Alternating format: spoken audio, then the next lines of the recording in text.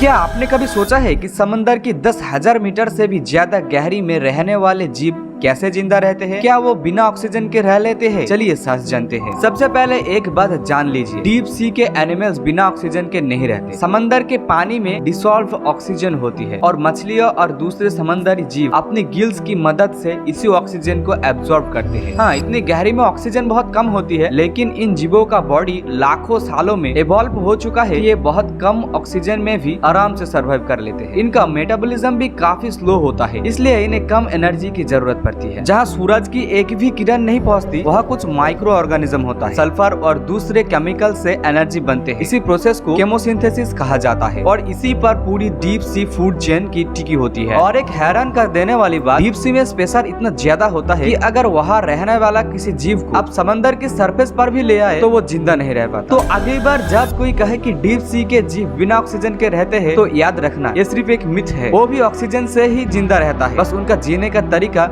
हमेशा बिल्कुल अलग होता है। ऐसा ही अमेजिंग साइंस फैक्ट जानने के लिए फॉलो जरूर करें।